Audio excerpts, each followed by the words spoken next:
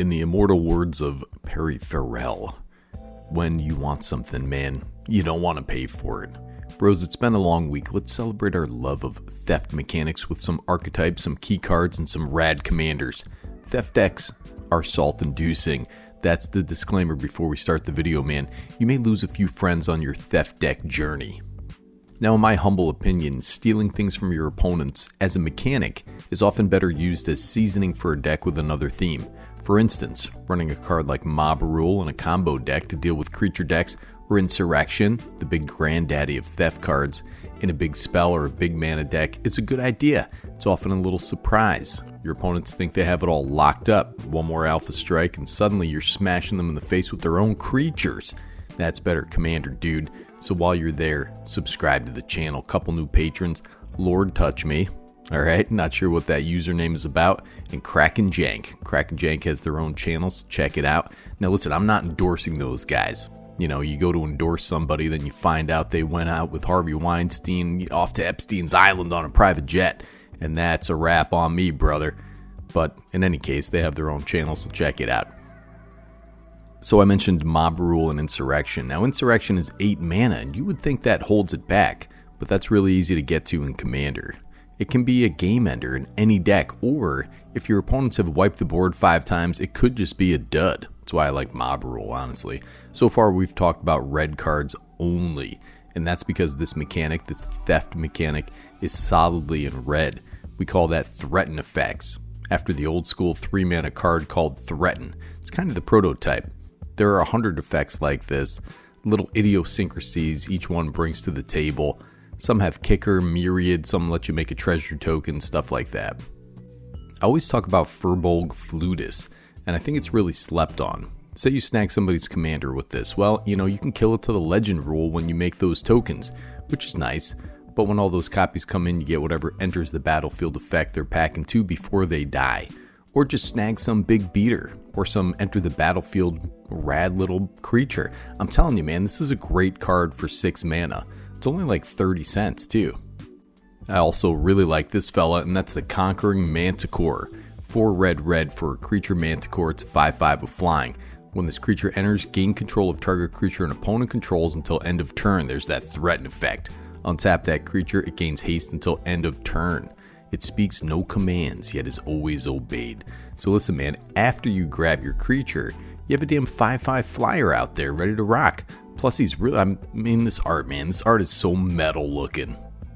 So we'll go into some other colors, some other cards, but I want you to ruminate about what you can do with those creatures after you snag them, depending on what colors you're in.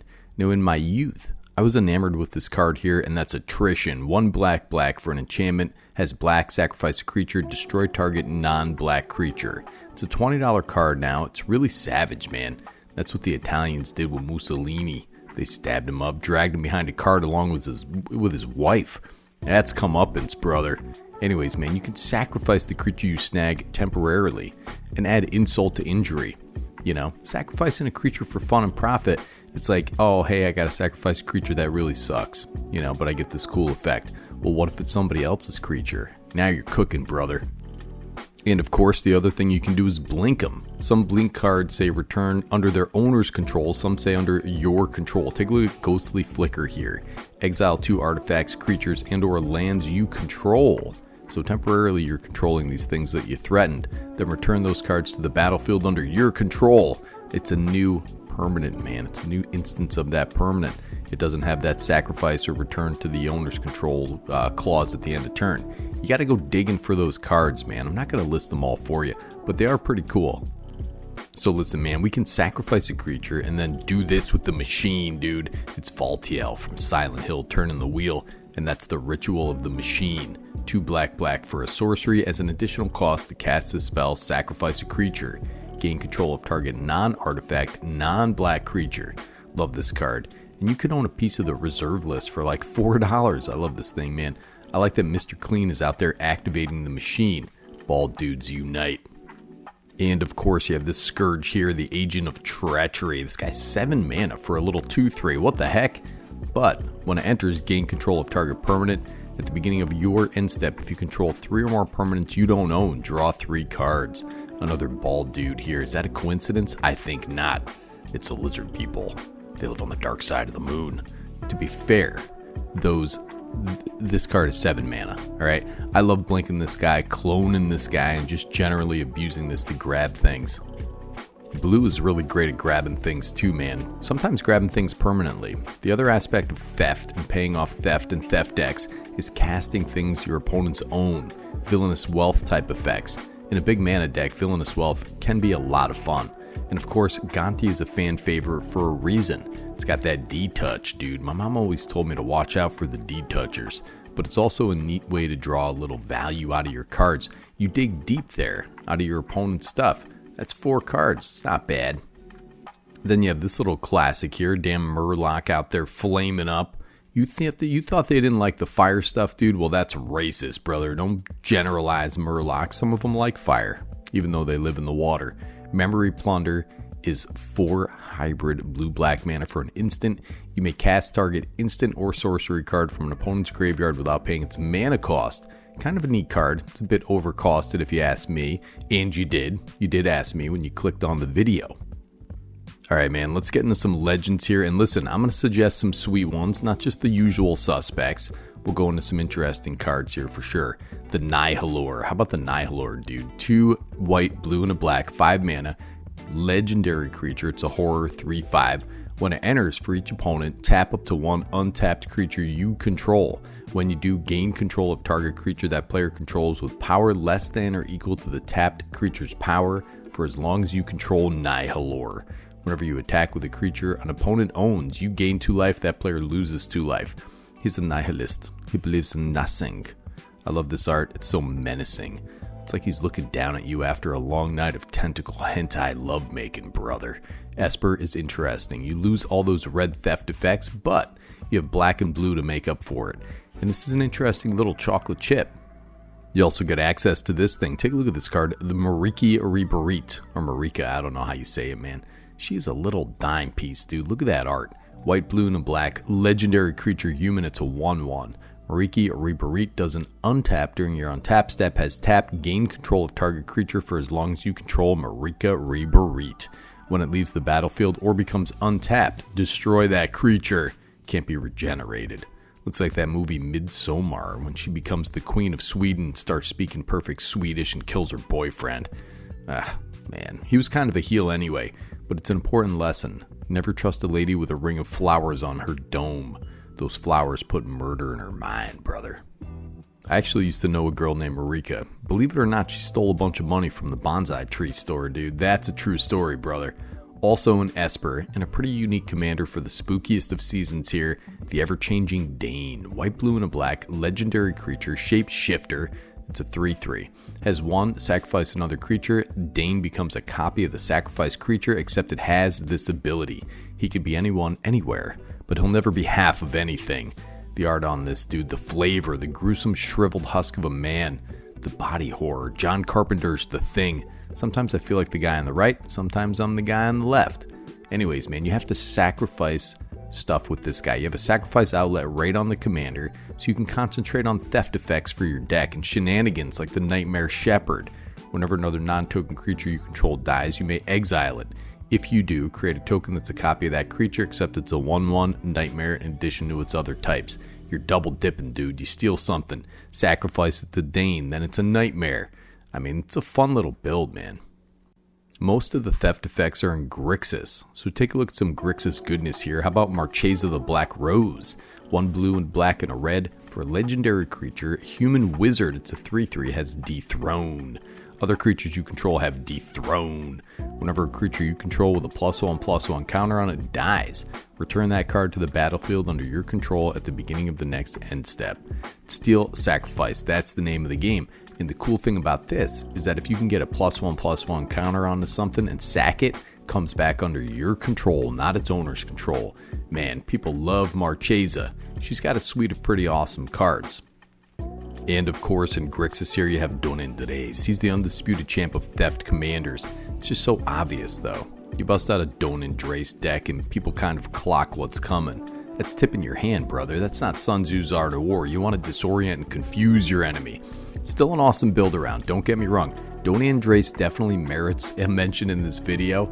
But how about we roll with this guy? Thraximundar, 4 blue, black, and a red, legendary creature, zombie assassin. It's a 6/6, has haste. And whenever Thraximundar attacks, a defending player sacrifices a creature of their choice. Whenever a player sacrifices a creature, you may put a +1/+1 counter on Thraximundar. This is a zombie-fueled, hasty assassin that rides his faithful steed into the night. Ride upon my faithful steed. What a monster. It is 7 mana, so don't think you're getting this out too quick. But it's all the more time to set up some sack outlets and start stealing stuff, man. Then he embiggens. This is one of those legends where the deck needs to function without the commander. Lots of ramp and board control. It's not going to earn you any friends. I actually made a Thraximundar steal and sacrifice deck way back in the day. Played one game, took it apart. It was mean, man. And against the battlecruiser decks of the day back then, I mean, these guys weren't building, level 4 decks. I mean, they were very casual. There wasn't too much they could do about it. In today's meta, it's almost like you're tying your hands behind your back with Thraximundar because a 7 mana commander is hard to get to.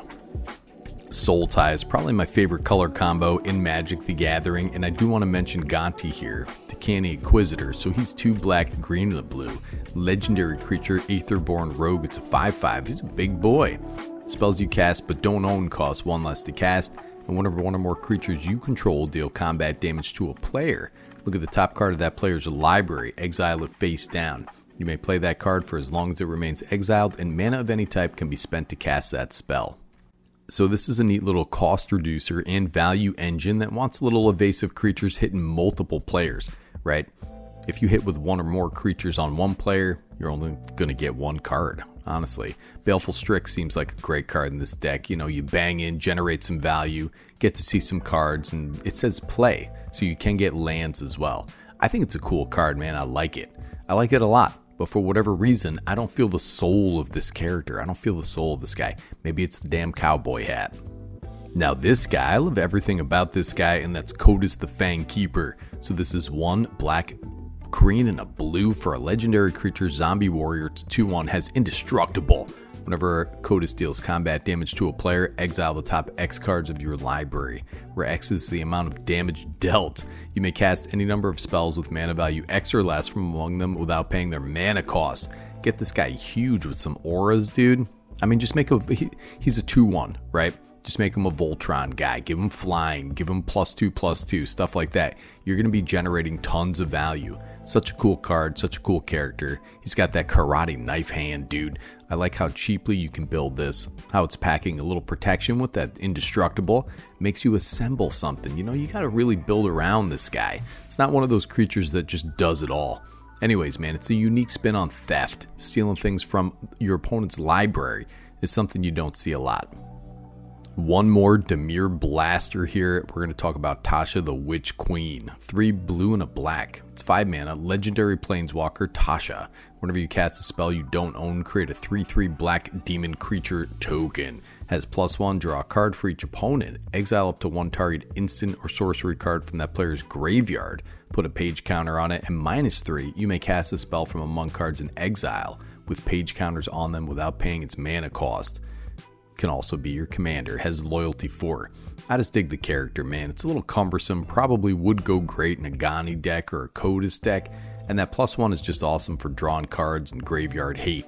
Get something good later, maybe. It's a cool character too, man, just a busty witch, I'm sure there's some lore, dude, but I'm just here for the cosplay, brother. Anyways, man, I do love theft decks. I like getting a little creative with it. I like Esper Theft beyond anything. I'm going to put my a couple of these deck lists in the description here. And you know what, dude? You got to go down in the comments, right? You're going to tell me about your theft cards, your favorite theft cards. I can't mention them all. This video is already like 12 minutes long. But you can go down in the comments and just list them out for me, dude. Or you know what? You can tell me about some rare birds you've interacted with. You can tell me about the time you hit on a lady and started stuttering. You can tell me about whatever you want, man, because guess what? I love you, dude. Listen, I literally love you. I don't know who you are. You're out there in the world somewhere, probably in the United States of America, which is going through some turmoil right now, dude. And guess what, man? You got to have somebody loving on you, and that's me. Nikki G, Better Commander, signing off.